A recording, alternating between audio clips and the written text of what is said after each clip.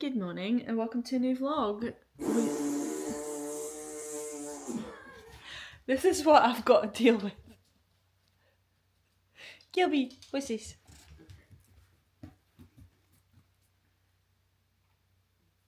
The fuck? No, she's not for it. What?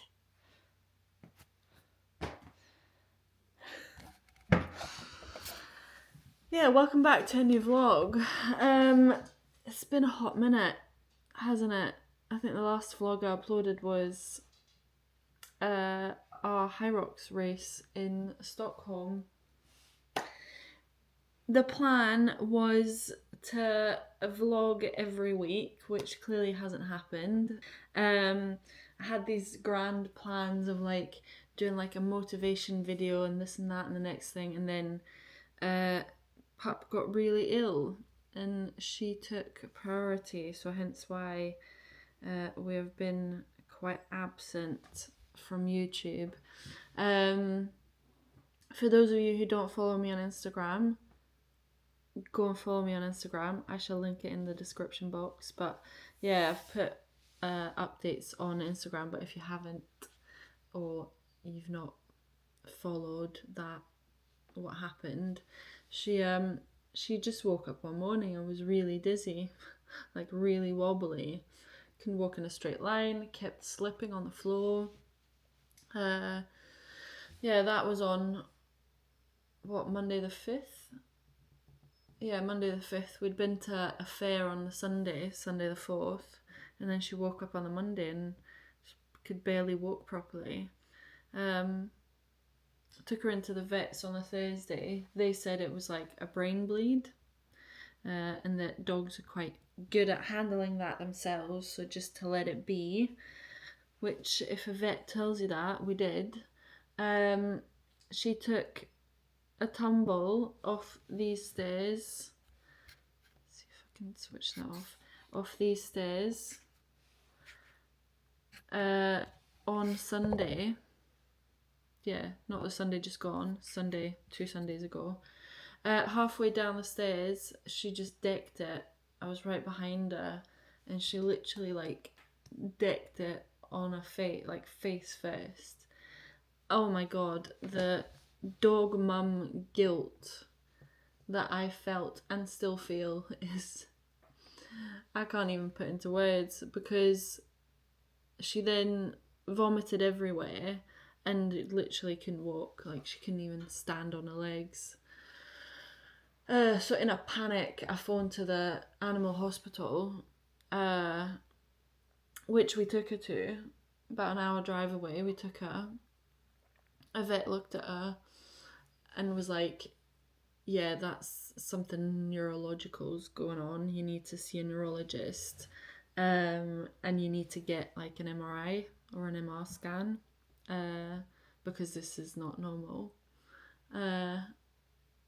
Had to wait until the next day. Phoned the hospital, phoned the vets, phoned the other vets, phoned the hospital. Got a time, luckily, the next day in Gothenburg.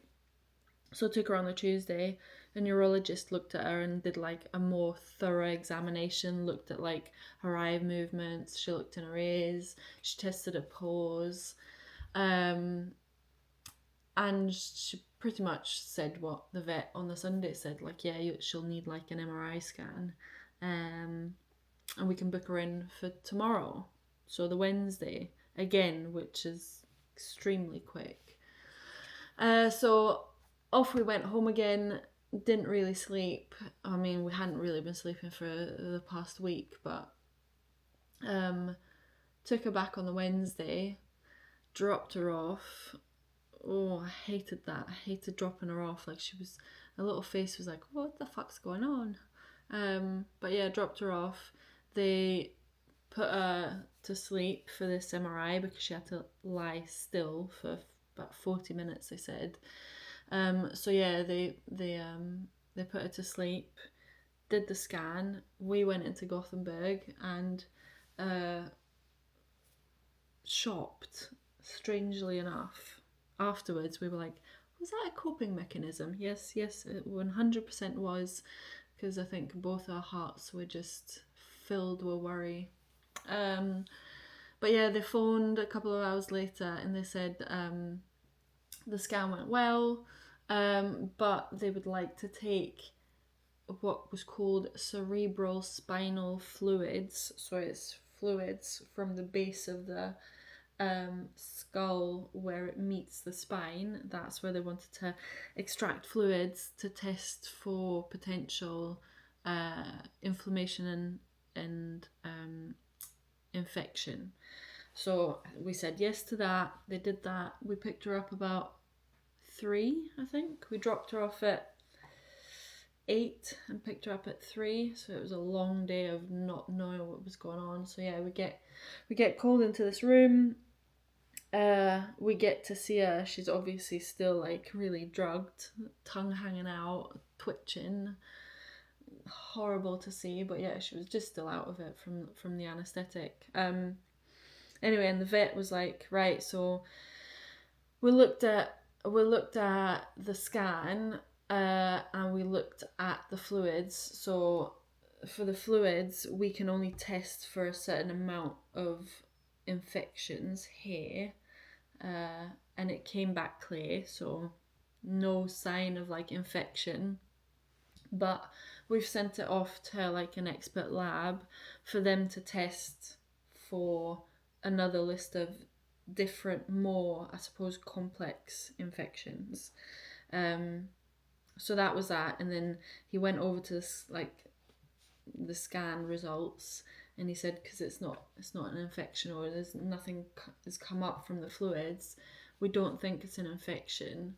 There's a possibility that it's an infection, but my qualified guess tells me it's very unlikely that it's an infection. So then the 2 other options are she's either had an infarct, which is like a blood clot to the brain, and she might make a full recovery, but she might not. She might be stuck with this wobbliness for the rest of her life, and it's not a very nice life to have, I suppose, especially as a herding dog. It's not a very nice life to have. And then the third option was the big C word, that it could potentially be a tumour. And at no point was there a, I don't think it is that, but we have to tell you because, just in case. No, it was more like there is a big chance that this is a tumour. Despite the fact that she's young and she's fit, it could very well be a tumour. So we've sent the scans on to for a second opinion, an expert second opinion. But in the meantime, just prepare yourselves to make potentially a very, very, very difficult decision, i.e. a very roundabout way of saying you might need to put your dog down. So Wednesday afternoon, evening, Thursday morning even, was horrendous. We were both emotionally zapped, as you can imagine. We even phoned like Steve's sister and her boyfriend. He phoned them to tell them the news. They were distraught. I phoned my brother and my sister-in-law. They were distraught. Yeah, it was tears all around and just general very low mood. We wake up on the Thursday and she's in a crate in that she couldn't walk.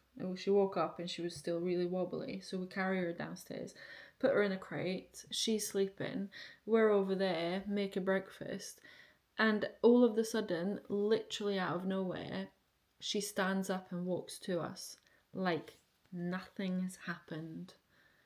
Our jaws, as you can imagine, dropped to the floor. We looked at each other and we just went, what the actual... It's the closest thing to a miracle that we've witnessed. It was genuinely unbelievable. And since then, she's just gotten better and better and better. I got a phone call on the Friday from the neurologist that she's seen on the Tuesday with the second opinion scan results. And she starts off the conversation with, we've had the second opinion scan results back. They think it is not a tumour or a blood clot. They are leaning very much towards an autoimmune inflammatory or inflammation or infection. So the complete opposite to what the vet had said on the Wednesday, but it's the experts that have now looked at the scans and I trust their opinion over the vet's opinion. So yeah, she was like, so we're thinking about a cortisone treatment just to like bring inflammation down and blah blah blah. And then she went, but how is she feeling? How's Kelpie feeling? So I told her about this miracle that occurred the day before, and she was like, oh right, well we're still waiting on the results for the fluids that we took, which we should get early next week, but I would like to hang fire with the cortisone then if she's getting better, because cortisone does come with a number of side effects that, if can be avoided, we would prefer to avoid, obviously. So yeah, I'm waiting on a phone call from her either today or tomorrow. It's currently Tuesday the 20th of January. I'm waiting for a phone call from her today or tomorrow, in which I can update her that Kelpie is back to her normal riot madness. Literally like nothing has ever happened. Mental. It's probably the maddest thing I've ever experienced. It's crazy. But yeah, she's back to normal, which means that our lives can resume again. Especially me. Steve's quite good at like cracking on, but I just shut down. Nothing else matters. Training didn't matter, food didn't matter, cleaning the house didn't matter. I just had focus on the dog, and I did not want to leave her side. But yeah, that's all behind us now. Thank goodness. We didn't max out her insurance. I phoned the insurance company. I was like, is there any possibility we can like up her insurance a bit, because she seems to be very accident prone?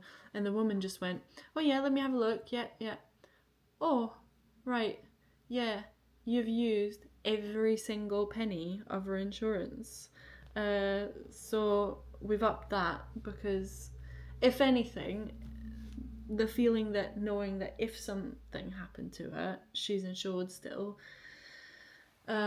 outweighs everything else. But yeah, we're back to normality. We're back to training.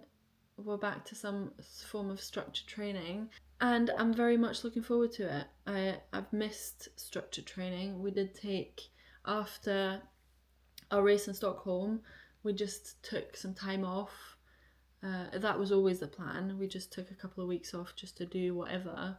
But the past, I would say, 2 weeks has been really higgledy-piggledy. So as of yesterday, I started with structured training again. I trained lower, I went on the Stairmaster. Today we've got upper, Stairmaster. Wednesday we've got a functional fitness class. Thursday we've got a run. Friday we've got off. And then Saturday is a bit of a free day. If I want to train with Wilma, I can. If I'm training on my own, I can. And then Sunday, again, is a rest day. This week's video is going to be obviously the pup date, and a bit of training and getting back into a routine of training and eating. So thank you so much for clicking on this video. I hope you enjoy. And yeah, let's go train.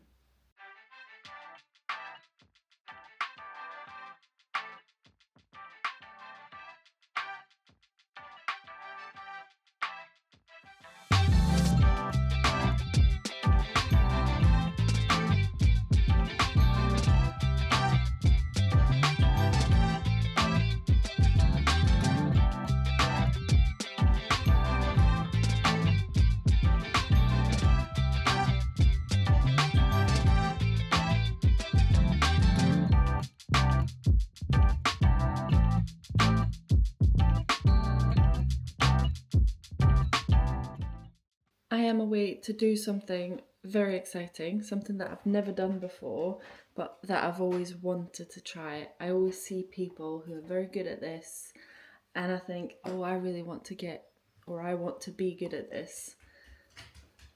But I've never done it, or I've never tried it, or I've never started. So this year is the year where I'm going to try my hand at growing vegetables. Very, very excited. Steve and I went and bought some bits and bobs the other day to like our local like garden shop, or is that what it's called? Garden centre. Yeah, we went to our local garden centre and just got a few bits and bobs for it. So we got earth, we got like a little planting tray like this. We got some seeds. Starting off with peppers and chilies. I've got more chilies coming. I'm actually very excited about those chilies because they are... Here's my phone.